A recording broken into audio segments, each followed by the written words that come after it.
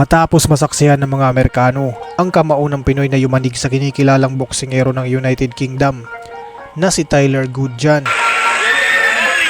tila ba nawili ang mga ito at hinahanap-hanap ng kanilang mga mata ang lakas ng dekalidad na 100% na knockout to win ratio ng middleweight division na Pinoy na tubong dumingag sa Buanga del Sur na si Weljon Mindoro. Give it up for Weljon Triggerman Mindoro!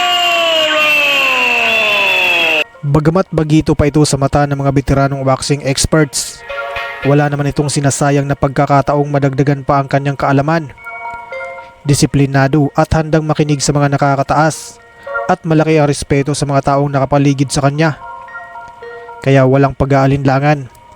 Nabigyan at nasundan kaagad ng laban sa Amerika ang Pinoy na ito. Dito mga bossing, makakaharap niya ang top number 5 na boksingero sa super middleweight division ng Brazil na si Lucas de Abreu. Dito nga mga bossing, ay tinapos ng Pinoy sa round 3 ang pambato ng Brazil. Napakaganda ng pinakitang galawan ng Pinoy mga boss. Napahanga niya ang mga Amerikanong boxing fans, lalo na sa kartada nito. Sa ngayon kasi mga boss, umangat na sa 13 panalo, walang bahid ng talo, may isang tabla, at lahat ng 13 dito ay tinapos via knockout. Samantala ang kanyang katunggali naman mga boss na si Lucas de Abreu ay may kartadang 14 na panalo, may 5 talo, at 11 dito ay tinapos via knockout. Ginanap ang kanilang bakbakan mga bossing nito lamang November 9, 2024 sa Osceola Heritage Park, Kissimmee sa Amerika.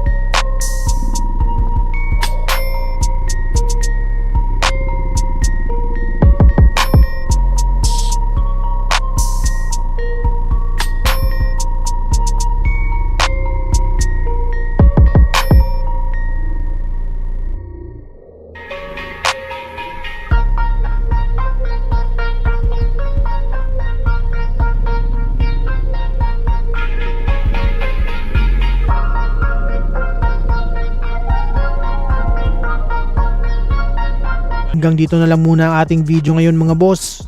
Kaya kung ngayon ka palang napadpad sa ating munting channel, mas maganda kung nakasubscribe ka na para lagi kang ma-notify sa ating mga bagong uploads.